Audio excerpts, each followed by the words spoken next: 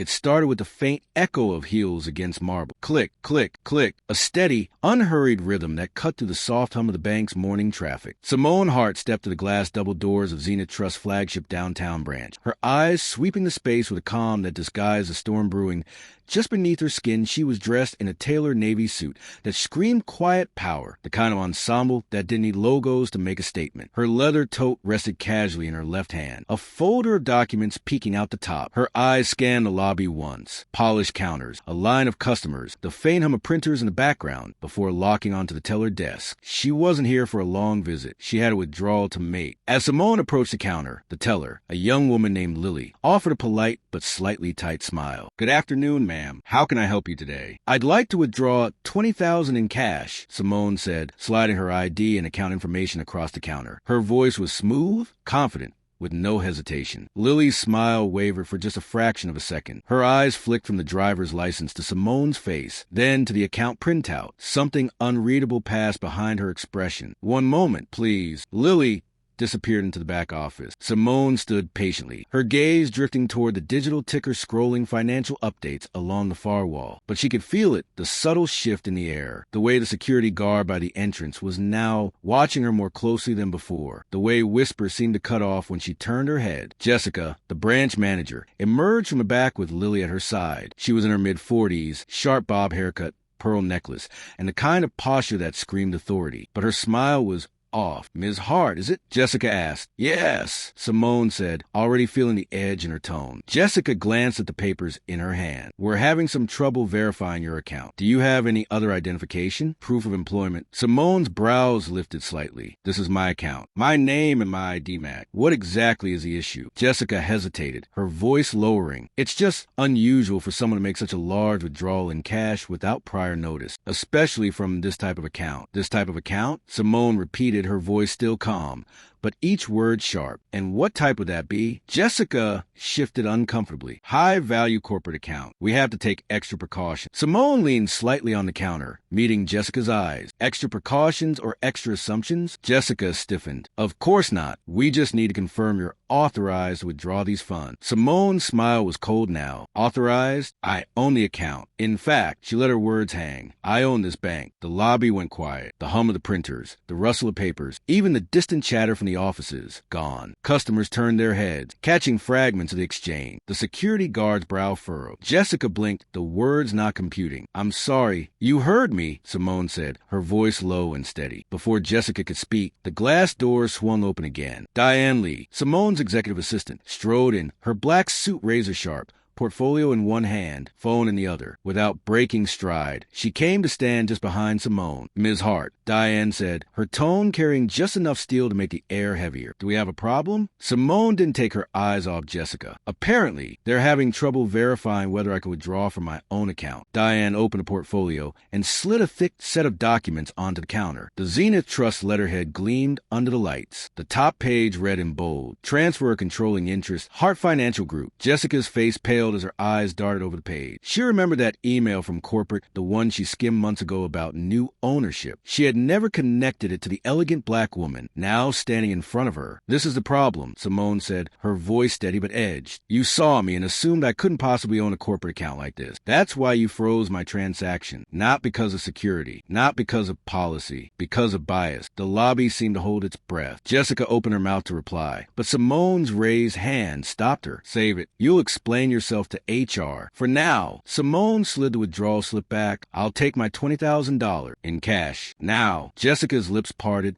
then closed again. She swallowed hard, forcing a strained smile. "Of course, Ms. Hart. I apologize for the misunderstanding." Simone's gaze was unflinching. "Misunderstanding implies an accident. This wasn't an accident." The teller, Lily, stood frozen behind the counter, glancing between the two women like she'd stumbled into a storm. The air conditioning hummed louder than it had minutes ago, or maybe the silence just made it seem that way. Jessica retreated toward the vault room, calling for another teller to assist. Simone stood still, posture straight, her tote resting lightly in her grip. Around her, customers whispered. An older couple in the waiting chairs, a young man in a hoodie pretending to look at his phone while recording. Diane leaned toward Simone and murmured, "Want me to have PR prep for a statement?" "Someone's already filming." Simone's lips twitched into the faintest smirk. "Let them. This isn't bad PR for us. It's bad PR for them." From the back, Jessica returned with a small wheeled cart. On top of it sat stacks of crisp bills, each bound with paper straps. She began counting them out with exaggerated care, as though the ritual of the count could repair what had just been broken. "Tell 11, 12, she whispered, her fingers stiff. Simone didn't break eye contact, her calm presence making Jessica's movements even shakier. When the final stack was slid across the counter, Simone reached for it, then paused. "You forgot the receipt," she said softly, the kind of soft that carried weight. Jessica quickly printed it, her hands fumbling the slip. Simone took it, folding it neatly before sliding it into her tote alongside the cash. The security guard by the door shifted, clearly uneasy about the tension hanging in the air. A younger teller at the far counter avoided eye contact entirely, pretending to be buried in her keyboard. Simone finally turned away from the counter. Her heels echoed in the lobby, a slow, deliberate rhythm that sounded almost like a gavel striking. Diane followed, her portfolio tucked back under her arm. At the glass doors, Simone stopped. She turned her head just enough, so her voice carried back into the lobby. "For future reference, Ms. Jessica," she said, "when a black woman in a tailored suit walks into your bank, assume she's exactly who she says she is. It'll save you embarrassment." The words lingered in the marble hall, like smoke. Then Simone pushed open the doors, sunlight spilling over her as she stepped outside. The late afternoon air was warm, the city hum greeting her like an old friend. Diane walked alongside, her voice low. "Do you want me to have legal get involved? This is an easy discrimination claim." Simone exhaled slowly, a ghost of frustration in her tone. "We'll handle it in-house, but this won't go unnoticed." She glanced over her shoulder at the glass doors, where Jessica now stood watching from inside, small, framed in the glow of the bank's interior lights. They approached a black luxury sedan idling at the curb. The driver, Marcus, stepped out immediately, opening the rear door for Simone. She slid in, setting the tote beside her on the leather seat. Diane settled in next to her, already pulling out her phone. "I'll draft a memo for the board and have security pull the branch footage." Simone nodded. "Good. And make sure the clip from the moment I said I own this bank is front and center." As Marcus pulled into traffic, Simone looked out at the city, the high rises, the flow of pedestrians, the constant energy. Somewhere in the glass towers ahead sat the headquarters of Zenith Trust, and in the top floor corner office, her nameplate rested on the CEO's desk. She remembered the years it took to get there, the nights when she worked until the streetlights outside flickered off, the endless board meetings where her voice was underestimated, dismissed, until the day she made them all listen. Simone's gaze hardened. This was more than a bank visit gone wrong. It was another reminder that no matter how high she climbed, some people would always look for a way to drag her back down. But she had built her empire brick by brick, and she wasn't about to let anyone chip at it. As the sedan glided down the avenue, the gold reflection of the setting sun washed over her face. Inside the bank behind her, Jessica stood still at her counter, the weight of the encounter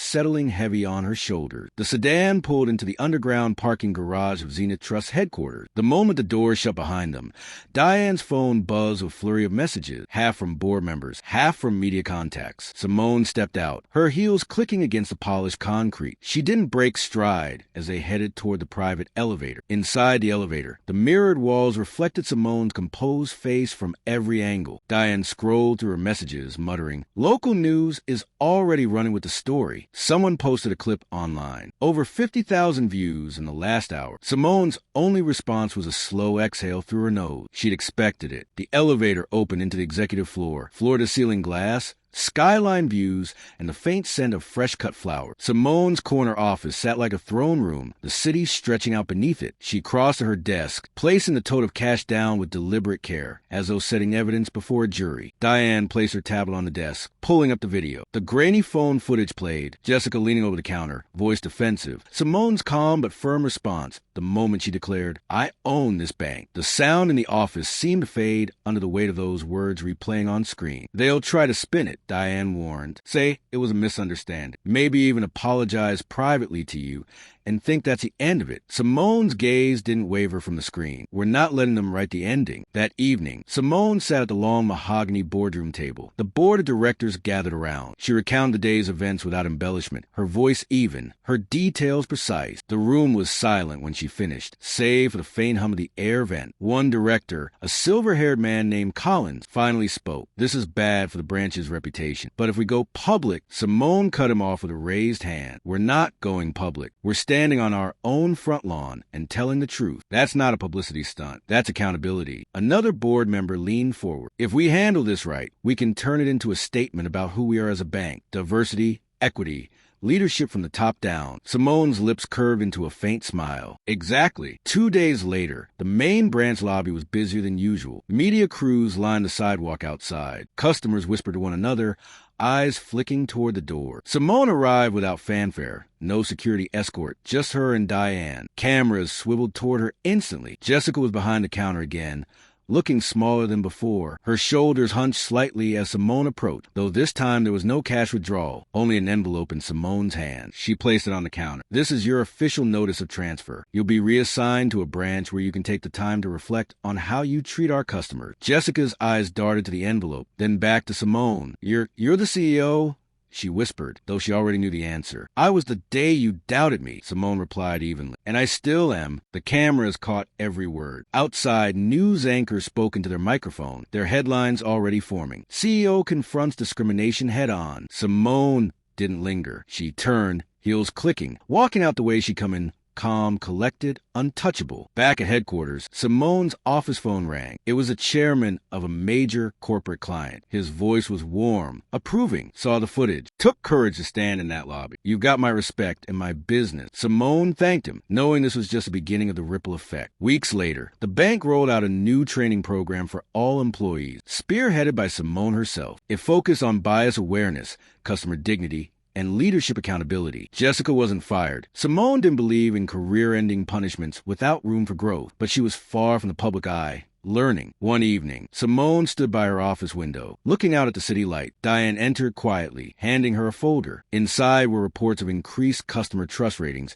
and positive press coverage. You turned it around, Diane said. Simone shook her head. We reminded them who we are. That's all. The camera of the mind zooms out, the skyline glittering. Simone's reflection in the glass steady and unshaken. Her journey had been long, her battles many, but moments like this reminded her why she fought. The words she'd spoken in that branch were more than a declaration. They were a promise. She owned more than just a bank. She owned her story.